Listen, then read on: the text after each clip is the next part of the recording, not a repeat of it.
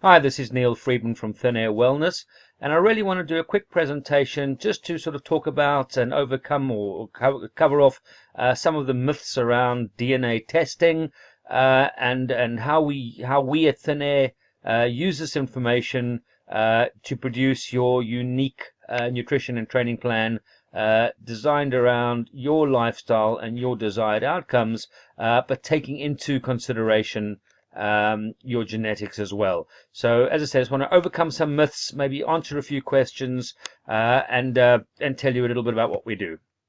So really a starting point is just to give you a bit of a history as to genetics, or not the history of genetics, but the history of our understanding of the human genome.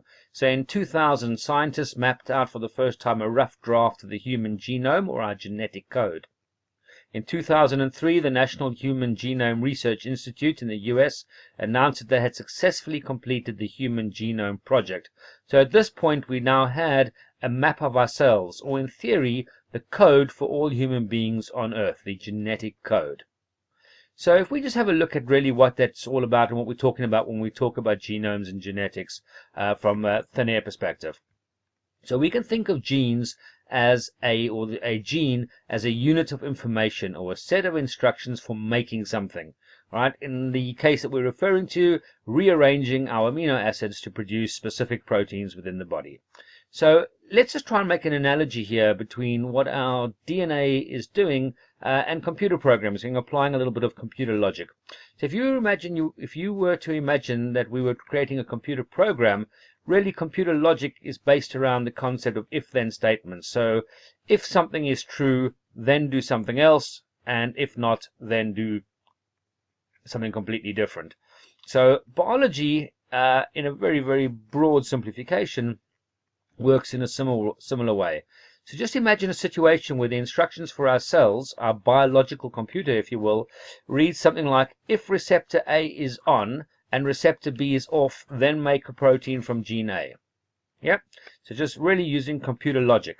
All right. So that's what our DNA does. It provides the instructions for how to build the proteins that are relevant to us. However, and here's the bit where I think a lot of the problems come about, a lot of myths come about, and a lot of things that people need to be very cautious of, because there are a lot of companies out there, a lot of businesses out there that will ask you to supply your DNA, and basically from that DNA alone, they'll tell you this is what you have to eat, or this is how you have to train. And what they are doing is they are looking at your genetics, but not taking into account epigenetics, and I think that's really key. That's the however in the slide here. So epigenetics matters, right? So what do I mean by that? Well, have you ever met identical twins? Or I'm sure you've heard stories of identical twins that are completely different personalities, different habits, maybe even different physical traits, despite the fact that they are genetically the same. Why aren't two people with the same genetic blueprint exact copies of one another? And the answer is epigenetics, or the regulation of whether or not our genes are expressed. In other words, just because we have certain genes doesn't necessarily mean that those genes are being expressed, that they are switched on and in fact having an influence on us. All right. So if we just take an understanding, and I'll try to keep this really simple, chromosomes themselves are not flat. They are folded 3D structures. And the way that our chromosomes are folded in space and physically organized in the nucleus can significantly affect how genes are expressed. So the shape of molecules is important. Shape affects how molecules work and how they interact with other molecules. Thus, genetic expression is not just about the genes we have, but where they're located. On top of that, our environment, such as what we eat, what's around us, our exercise habits, what's happened to us as children and so forth, affect our gene expression. So really putting this into something really simple, it's the old nature versus nurture argument, where our DNA represents the nature, and epigenetics, or gene expression, is affected by nurture.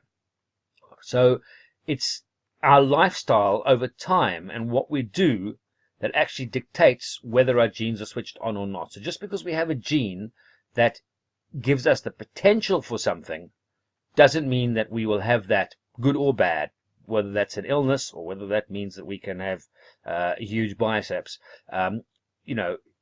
Having that gene doesn't necessarily mean that it is so.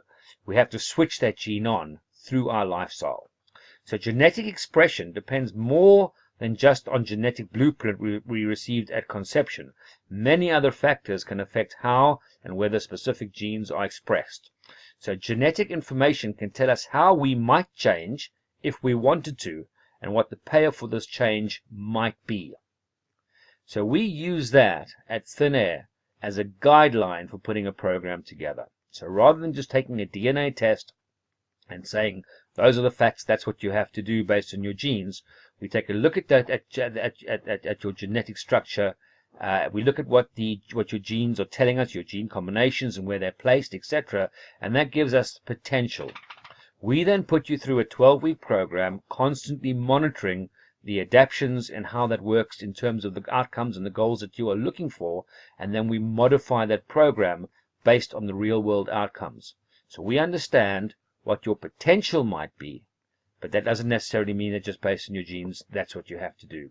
So by way of an example of what we put together for you within our program, this is a graph from the DNA results of one of our clients looking to increase muscle size. So his goals were hypertrophy. And you can see there the genes that were analyzed for the specific interpretation. And based on these results, we can see that optimally for this individual, training program of between 40 and 50 minutes in the gym should produce the optimum results for this specific individual. Now, that's not to say that by going into the gym at 40 and 50 minutes, we're going to see huge immediate changes for this person. It just means that potentially that's the best place for this person to exercise. And that's what we will use as the basis for putting together a program along with all the other information that we get. But it's through the constant monitoring of the adaptions that we then work off this baseline, and we try to take the genes that we now know you have and switch them on within your environment, but we also change the program and we also change the nutrition plan based on your results to make sure that we're getting the best of everything. So I say, just to put everything into concept, your DNA structure gives us your potential or where we should be working in the best guidelines. But we don't take that DNA, and I don't think anybody should be able to tell you they can take your DNA and say to you, you should never eat carbs or you've got a folic acid problem. It gives us an indication. But that's your genetics, and we then look at that in conjunction with your epigenetics, your gene expression, to be able to produce your Thin Air Wellness program. Hope people find that useful. This is Neil Friedman from Thin Air Wellness. Thank you very much. Goodbye.